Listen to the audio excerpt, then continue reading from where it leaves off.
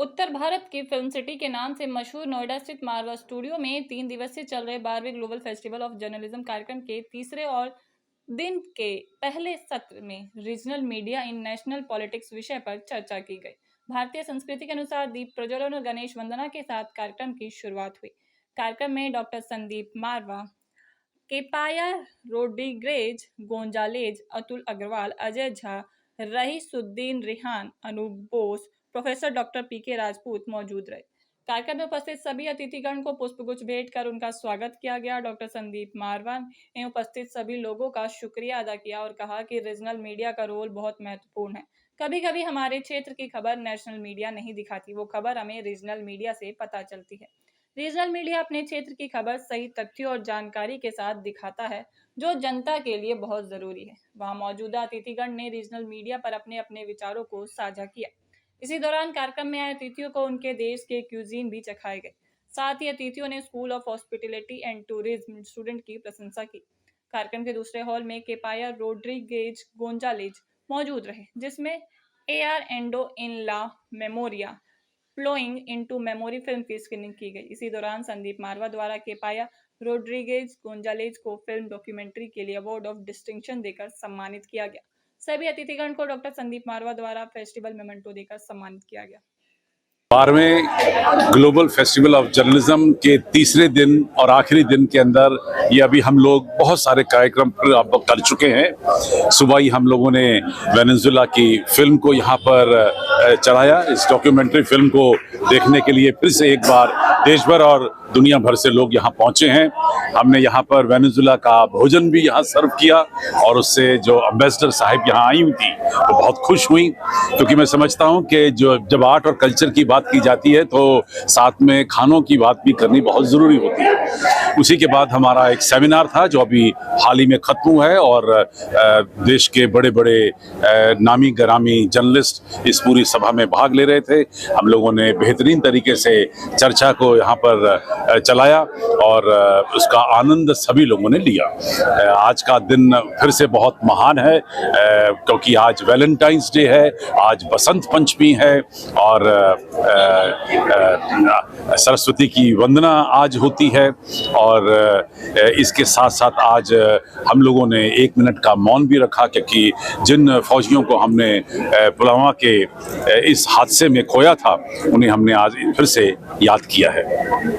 आने वाले थोड़ी देर में बहुत सारे और कार्यक्रम होने जा रहे हैं। हम लोग अब थोड़ी देर में यहाँ नुक्कड़ नाटक देखेंगे। उसके बाद शाम को एक ज़बरदस्त फैशन शो का आयोजन किया गया है और उससे पहले जो सबसे महत्वपूर्ण कार्यक्रम है अवार्ड्स का, क्योंकि हमें ये कहते हुए बड़ा हर्ष होता है कि हम लोगों ने महात्मा गांधी के नाम पर एक जर्नलिस्टिक अवार्ड की रचना रची थी, जिसका नाम है Mahatma Gandhi national award for promotion of journalism, और उन अवार्ड को आज यहाँ से दिया जाएगा। उसके साथ ही global award, excellence award for journalism, कुछ ऐसे लोगों को भी सम्मानित किया जा रहा है जिन लोगों ने अपने इस जर्नलिज्म के क्षेत्र में महत्वपूर्ण काम किए हैं। ये कार्यक्रम थोड़ी देर में शुरू होने वाला है और मैं समझता हूं कि आप सभी को फिर से एक बार निवेदन। मेरा एक्सपीरियंस बहुत अच्छा रहा और AAFT में आना हमेशा से बहुत सौभाग्यशाली समझता हूँ मैं खुद को। संदीप मारवा सर के साथ आना, उनके साथ बैठना, उनको सुनना, उनको देखना, ये वाकई बहुत अच्छा और सुखद रहता है। और मैं मौके ढूंढता हूँ कि कभी आपके AAFT में कोई प्रोग्राम हो और मैं वहाँ जाऊँ और बच्चों से बात करूँ, मारवा सर को सुनूँ। यहाँ की जो फीलिंग है इस इंस्टीट्यूट की वो बहुत डिफरेंट है, बहुत पॉजिटिव है। सर, आपने रीजनल चैनल को लेकर और इस नेशनल चैनल को लेकर कहा है अंदर इवेंट में, तो उसके लिए क्या कुछ कहना चाहेंगे आप? मैंने बहुत कुछ बाहर अंदर कहा है और बाहर में सिर्फ ये कहना चाहता हूँ कि जो नेशनल मीडिया है ना, वो एक परसेप्शन बनाता है, देश में एक नैरेटिव बनाता है।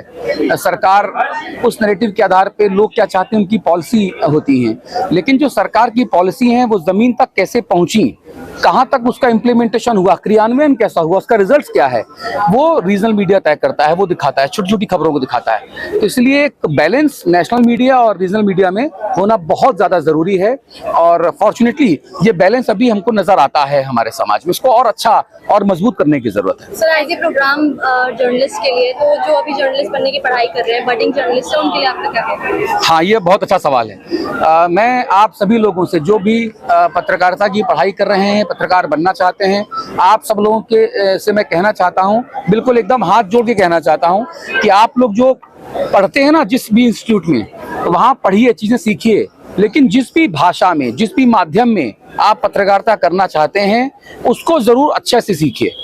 अगर आप हिंदी में जाना चाहते हैं तो आपको हिंदी अच्छी आनी चाहिए, इंग्लिश में जाना चाहते हैं इंग्लिश अच्छी आनी चाहिए। आजकल हमारी जो शिक्षा पद्धति है वो ऐसी हो गई है कि हम ना तो हम हिंदी बोल पाते हैं ना हम इंग्लिश बोल पाते हैं, हम आधा हिंदी बोलते हैं आधा इंग्लिश बोलते हैं, हमको समझ नहीं आता है। हाँ, एक नेताजी हैं जिन्होंने एक बार मंच से कहा 35, राहुल गांधी जी 35, मुझे समझ नहीं आया 35 के, ना तो 35 है ना तो 36 है। तो मेरा मानना है कि आप लोग 35 कभी ना बोलें, आप लोग या तो 35 बोलें या तो 36 बोलें, और उसके लिए करना ये है कि आप लोगों को जो भी भाषा में आप पढ़ रहे हैं, संवाद कर रहे हैं, उसको अच्छे से पढ़ें, अच्छे से समझें, पहला। और जितने भी मीडिया के स्टूडेंट्स हैं, हिंदी में टाइपिंग जरूर सीखिए, ये मेरा मूल मंत्र आप सबके लिए रहेगा। अगर आप लोग हिंदी की टाइपिंग अच्छे से करना चाहते हैं, करना जानते हैं यूनिकोड फॉन्ट में, तो यकीन मानिए कि आपको अच्छी सैलरी में पहली जॉब तुरंत मिल जाएगी। हिंदी लिखना, अच्छा लिखना, शुद्ध लिखना, ये आप लोगों के लिए एक दरवाजा है तमाम राष्ट्रीय, क्षेत्रीय और सारे चैनलों में आने का, तो ये काम जरूर करिएगा। देखिए, बहुत ही संक्षिप्त में अगर मैं बताऊं तो महासागर को बनाने के लिए नदियों का बड़ा योगदान है। बिना नदियों के महासागर नहीं बन सकता। इसी तरह से हम नोएडा के अंदर हैं अभी, और ये मेट्रोपॉलिटन सिटीज है। नेशनल मीडिया बिना रीजनल मीडिया के अधूरा है। तो भारत के अंदर 228 राज्य हैं और हर राज्य में, हर डिस्ट्रिक्ट में एक अलग तरह की समस्या है। वहाँ से खबरों का आना, उसको खबर बनना, या आगे उस पर समस्या का समाधान होना, वो तमाम जरूरी चीज़ें जो है रीजनल मीडिया आप तक लेके जाता है। तो नेशनल मुद्दे बनने से पहले रीजनल मीडिया में आना वो बहुत जरूरी है। दोनों में ये बड़ा डिफरेंस है। सर, आप एस्पायरिंग जर्नलिस्ट को क्या मैसेज देना चाहेंगे? देखिए, मैं 3 से 4 चीज बोलना चाहूँगा जो इस फील्ड में आ रहे हैं या कर रहे हैं। सबसे पहले तो खुद को पहचानिए, ठीक है। भेड़ चाल को बिल्कुल फॉलो मत कीजिए। मैं बहुत लोकल लैंग्वेज में बात कर रहा हूँ, मतलब कि आप खुद से, मतलब किसी से इन्फ्लुएंस होने की जरूरत नहीं है आपको। आप खुद में आप मतलब कि जो आपकी काबिलियत है, हो सकता है आप अच्छे से आपके आर्टिस्ट बन सकते हैं, हो सकता है अच्छे एंकर बन सकते हैं, और आपको सब कुछ तो नहीं बन सकते आप। तो आपका जो एक मैसेज है, जो आप एक मूल मंत्र है, वो आपको खुद से पहचानिए, ठीक।